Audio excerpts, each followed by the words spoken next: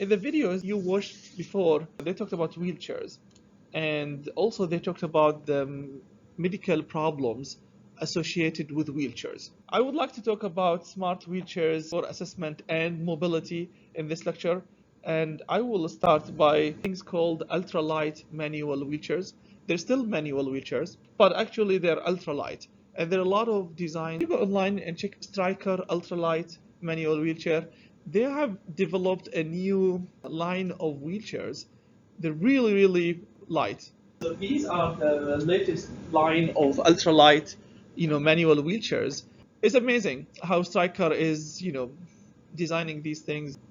It's still manual, right? They will continuously evolve. There'll always be need for innovation in that regard. So it allows independent mobility. It maximizes ability to self-propel because it's light, and also the design of it makes it smoother, so you don't have a lot of friction in the wheels, so that it goes far away when someone is using it with the least amount of energy consumption. That's the point. It's an effective tool for mobility in accessible settings, and that's another thing for us as biomedical engineers when we design, let's say, hospitals or any place where we expect to have a lot of need for these mobility aids. Access to social recreational activities. We want people to live longer, healthier, and more independent, and to be active. It's a tool for resuming lifestyle, maintaining health wellness. So weight, it's very important, and this is the new generation of wheelchairs. What we want to design ourselves actually and spend time and energy in is powered wheelchairs. Powered means it has a battery and something are moving parts, right? And that's the interaction mechanical engineering. So if it's moving, that's mechanical engineering. This is the thing that I'm, really passionate about. I would like to make, wheelchairs that can help any subject to be independent. See those Striker, someone needs to move them, right? We would like to have independence. That's the key point, independence. And we have the technology. So we can use specialized control to bypass any motor limitation. And the other thing is that people have different limitations. For example, in the traditional wheelchairs, if a subject, let's say, have an amputation or a medical condition, but still able to use the hands, that's good. But we have people who have Parkinson's disease, right? So they keep shaking their limbs, so they can't control actually this, and that's where powered wheelchairs come in. Is a useful actually tool with people with extreme limitations for them mobility. Also, it can prevent pressure wounds, especially if you've probably seen the chairs in the malls when they can do massaging. So you can have some sort of inflation and deflation, let's say seatings, cushions that allow the movement. And that's what actually people use in hospitals for people who are paralyzed and spend so much time on the bed. You can't move them, frequently, but you can have an inflationary beds that they can, inflate air and deflate air, inflate air. So that's really important. Moving, managing posture, so you can change things. And also these chairs, the new models of them, they can actually make you stand. So you can have a strap and then make you stand. And because people are saying, well, it's psychologically looking up to people, it's not a good thing. So especially for kids, we have the technology, and any small, it's all about the small things actually with the modification. So yeah, the psychology, it's important. It's really important. Okay, changing posture for various activities. You can have it mobile, and it's moving in different ways. It's just like a car seat, when you can control the car seat with the back of it and not. Communicating and socializing with people, controlling the environment. And that's another thing. Instead of being limited by the accessibility of the environment, with a powered wheelchair, you have more control to places that might not be, accessible for you because of the motors and the energy and the power that you can add to the subject. I like add-ons. It's not just the wheelchair itself. I like to have an existing product and then build add-ons on it. That's actually the best approach to go. So if you have powered wheelchairs and power add-ons on it, it maximizes access to environment and activities, focus on activities role instead of getting just there, allowing people to do more, actually. prevent use injuries, and that's because of the movement of the hand, people get injured actually. And the other thing is that their space increase because of the elbow. So if someone is walking behind them or there's something moving, they can get injured because of that. Pressure management, comfort, but do require accessible environment. No, the more add-ons you add, the more we should be careful about the environment. Because something like this, you need to be careful about the center of gravity in inclination. When someone is inclining, the center of gravity is changing. So you can be falling in different directions. And that's important to keep in mind. That's an engineering design problem. We would like to talk about intelligent mobility aids. And when you say intelligence, mean that we have two things. You will have a sensor, right? And the other thing, you will be having a microcontroller, like an Arduino. Anything that has a microcontroller to make decisions, that's intelligence now. People from the disabled community who find it difficult or impossible to use traditional, just what I mentioned before, if someone has low vision, visual field neglect, spasticity. Spasticity means the high tone of muscles. They can't relax the muscle with it. And then tremors. Tremors is the shaking of the hands up. Or cognitive defects. So they have, let's say, one limb that is not grown completely. So they don't have the balance between the two. So we need intelligent mobility. We need to have a powered wheelchair and some sensors on it. To accommodate these populations typically consist of traditional mobility aid, a computer. So a computer, we replace this with a microcontroller. It's just the Arduino or the Raspberry Pi. And then you have sensors. And sensors are important. And that's what we are trying to do, right? We're trying to have some sensors with a microcontroller to build that. We need to assure collision. So the most important things for mobility aid, to assure collision-free travel. How would you assure collision-free travel? What do you think we use usually? Sensors. So those are good for collision-free travel. And also you can aid for performance for a specific task. You can autonomously transporting the user between locations. I'm going to show you how we do this. This is one of the examples of transporting. So you will have a duct or a tape on the ground, and then you have on the wheelchair some kind of sensors that track only that. So this is useful to move from one place to another place in a building. And most of them have been tightly integrated with underlying powered wheelchair. A smaller number have been designed as add-ons. I like add-ons. I don't like building an entire custom wheelchair. I like to have an existing wheelchair and then modify it and customize it. I think that's a bigger market compared to starting from scratch. Starting from scratch is rewarding, but I would like to have things and we work on add-on. I like to think of product-based community, that we have products that you can put on things that you own. And it's a good thing for recycling and sustainability. We have a lot of these wheelchairs and things. We need to be careful about that. Okay, very few smart wheelchairs currently in the market, very few actually. And people are still avoiding it because they're still avoiding it because they don't want to have a lot of engineers working in the hospitals and stuff. And it's still expensive. The infrastructure is not ready. Let's put it this way: the the people mentality and the infrastructure is not ready for it. We have applied AI. Oh yes, AI and active media. So applied AI and active media. This is a company actually. Applied AI and active. It's a company. And they sell a smart wheelchair prototype for use by researchers only. So it's not approved by the FDA yet. And they're approved for research. You remember from the FDA, we have for research, we have for special cases, and we have the FDA full approval. Also, there is a company, this is called Smile Rehab Limited. This is in UK, and it sells something called COAL, Center Smart Wheelchair, and Europe. Remember, we have the standards are not mandatory, right? So different countries have different standards. The EU, they have a completely different set of standards. Also sells something called Smart Box. So that's what I like. Have an add-on that you can be using with other things on the wheelchair, and have bump sensors and the ability to follow tape track. So that's the smart box. You can add it to things that do exist.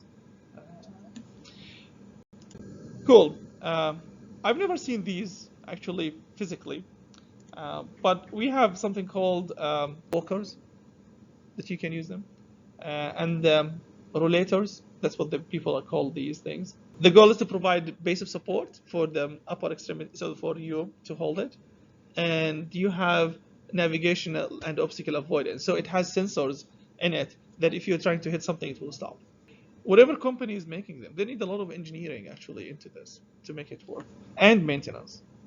Um, Okay, there's something called the PAM aid. Is an intelligent mobility aid that is currently making the transition from research to the market, and they call it Gido. I'm going to show the pictures of that as well for you. Um, um, and this is good for people with mobility and visual impairment. And it's two control mode. We'll talk about these. Oh, this is the Gido. That's the Gido. This is the Gido. So it has, obstacle avoidance for someone who cannot see, but still, um, it's big. It's really big. Yeah, it's big.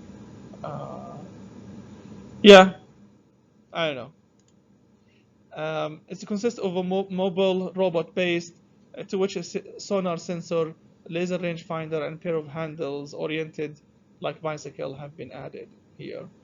Um, Yes, we will talk about the difference between this. When do we use a sonar, and which is ultrasound, and when do we use laser rangefinders? In just a bit. Okay, so I think input methods, input, and how do you control these things? So you can have joysticks, the pneumatic switches, like the phone when the number is 1, 2, 3, 4, and you click on each one of them. Um, So that's called pneumatic switches, right? Just like the keyboard. Right? See the up and down. These are the pneumatic switches. Voice recognition. That's another important uh, tool that engineers were using more and more of, because we have a lot of good now voice recognition softwares, and the technology is getting better. So it has been used in smart wheelchairs since 1999. Low cost, wide availability of commercial voice recognition hardware and software. Even the Word document now you can just dictate, and it's really good in what's doing. So this is available now. So you can have a wheelchair and you can speak, go forward, go backward, stop. These are things that you would like to have. Detecting where the wheelchair's user is looking through the electrooculogram. The activity of the muscles here. So if you are, opening your eye or closing your eye, moving this way, that way, you can have an EMG signal that can control the movement of a wheelchair. So you can have it from here, or you can have it from there, this way. And it depends on how you open and you close your eyes, and you can control it. It's just we'd like to find ways for people to control, especially when you have someone with an amputation of the upper extremities. And so that's a good thing. Machine vision, that's another important aspect as well, since to look at so you can have a camera in front of you, and you can tilt your head right and left, and that can control the wheelchair. Now, to us, people think that this is complicated. To us, it's just we're looking at some data using MATLAB, and then you can control, that data. So it's not a big deal to do this. Could we also use a gyroscope? Yeah. Like if we had a gyroscope on Let's say hat or a head, but yeah, and yeah, that's even you will have six variables, so you can have way much more control. Even the speed of how fast you're doing it, and the orientation. Yeah, you have 6 degrees of freedom, or 9 with a gyroscope. Oh no, 6. If you have the other one, will be 9. The magnetometer, accelerometer, and there's one more, the gyroscope. So if you have 3, you'll have 3, 3, 3. You have 9 parameters that you can take into the microcontroller and you control with them. It's a good idea. And the smart wheelchairs are excellent bed for testing. I love trying things with those, but it takes time because you need to work on it, and that's why this is a graduate level. So you go to a lab just like this, and you come every day from 8 to 5, and your job is just only building and testing on these things. And that's the beauty of grad school, which is different from undergrad, is that most of your time is working on the project. It's not that you are, taking lectures or doing exams and homeworks and stuff like that. So you have on board the microcontrollers and interface with a lot of these sensors and tools. Obstacle avoidance is important for safety, and yeah. One of the things that the problem with is not the power. One of the challenges is how much data you can process, and that's what we call the bandwidth. So if you're taking 9 variables and you're continuously reading the data like using an Arduino, you need to be careful of how slow things will be when you do that. So that's another aspect to it. Now, smart wheelchairs, and that's so we talked about wheelchairs, then smart wheelchairs. That's important. There is another aspect actually, other than mobility and moving, that is very, very important for people with disability, which is access to using computer. That is as important actually as wheelchairs now, because we need to use the computers in everything we do. So that's adaptive computer access. That's a very important topic as well. So mainstream commercial products are very useful and can help get started with using computer again. So this is audio, voice recognition. You can speak and we'll do things for you. You can use the Kensington trackball. Have you seen these things before? So you can remove the trackball instead of using a mouse and clicking. That's easier actually, especially for people with cuts on the fingers and the hand. So even if they have transphalangeal, they can put their hand on the ball and they can use the ball, the ball still. Speech recognition, these are the softwares. Access, people actually overlook this. This is not something that people talk about, but access to using the computer is becoming more and more important for people with disability, if you want them to be independent. And such examples that if you can have a voice recognition software, it allows you to do shopping, banking, the basic things that we do every day, finding community resources, communicating, learning, education. That's an important one, because there's a lot of people with disability in developing countries who don't have access to this because of the lack of these tools. Even employment, people can work from home now. So we need to be, inclusive in allowing people with disability to be in the workplace and, contribute to the community, to the economy, dating, surfing, games, all of these things. So remember we talked about that we would like people to do more and more activities without access to computer. They can't do this in this age. And one of the things that people are doing in these things, you can see computers can be adapted for any impairments. So if you have motor weakness, so let's say a subject cannot use his or her fingers, we can use something like that. And I've seen this, that people can use one, like a pen, and they can click on different places on the keyboard. And it's really, really important for a lot of kids, especially kids. With cerebral palsy, they can't even control their hand because of the stiffness of the hand. Problems in coordination, low vision, and the coordination is something in the brain, right? Brain injuries, low vision, learning disability, combination of all of these limitations. We need to allow them to write journals, visit, Skype, all the things that we take for granted. Actually, it's becoming a big challenge for someone with disability. So we like to enable work or education. We have also alternate keyboards and mice So that's something that with voice recognition you can do that. You have these infrared cameras, with the infrared receiver, you can have that because of the head, the temperature that comes out of the body, you can detect infrared signal. So you can use that to detect the movement of the head. Speech recognition, enlarge and read text. Now, do you know the text-to-speech? So there are pens with light that you can put on a text and it will read it for you. That you can have a book, and someone with a problem with vision, they can have that pen, and the pen has an speaker. So as you go on top of the text, it will read it for you. Those are I thought that is cool. But that's, I got you. That's fancy. Let's put it this way. Okay, and we have that's the text-to-speech speakers, and then this is the optical character recognition. That's what I was referring to as the pen that goes through. Now, let's talk about sensors, because that's another important aspect of the whole thing, is that we are good with Arduino as a microcontroller, but we would like to make sure that we know what kind of sensors we need to use for mobility, intelligent mobility aid, and because those are important. So we have a bunch of them. So the first one and the simplest one is something called ultrasonic acoustic rangefinder, and that is this sensor here, right? One of those like this. So you will have a transmitter and a receiver. So that sends the signal, the other one hears back the reflection of it. So, and that's called sonar, and very accurate when the sound wave emitted by a sensor strike an object heads on.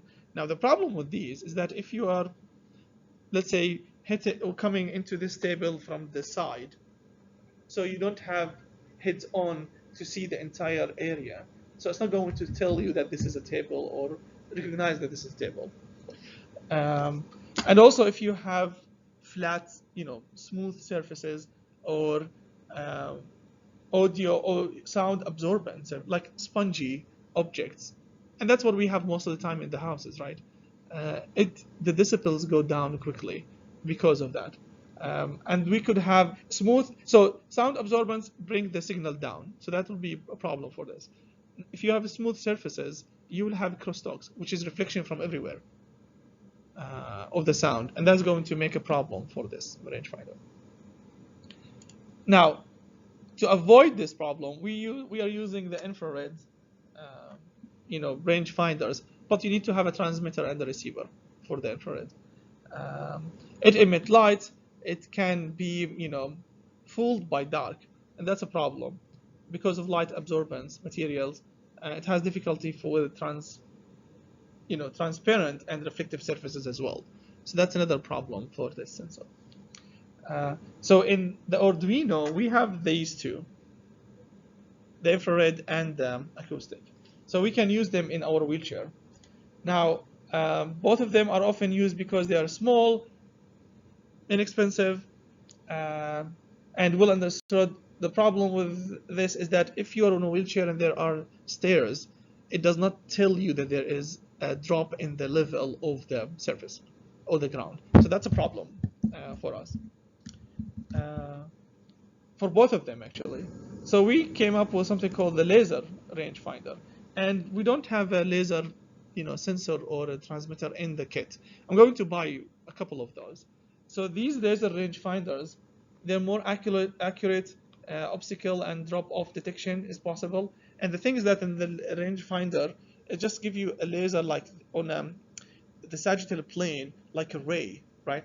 So if you are going something drop, it will tell you that the ray is going down with the surface.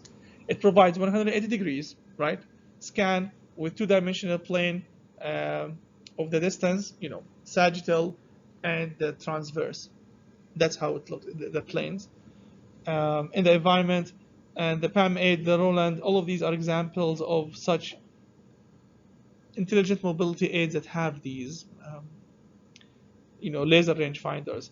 It's expensive and large because it's laser. It needs a lot of energy to generate a focused light, and you're having two planes, 180 degrees. That's a lot of energy to power. and a lot of power that to be consumed. Now we have something called laser stripper, and that's a cheaper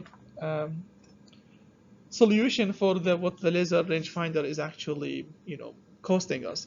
So it consists of a laser emitter coupled with a CCD camera, which is just a camera, just like the regular cameras, the cheap one, the computer cameras. But the software is the thing that is going to make them communicate and give you information together, useful information. So the image retained by the camera can be used to calculate distances, to obstacle drop-offs, based on the discontinuity on the strip. And the strip is something, again, this is a programming problem. So it's do image processing, and then it identifies a strip, and then it identify multiple strips and do processing for them and tell you the discontinuities. It looks for discontinuities, and that's the point. And we're going to talk about this in this class.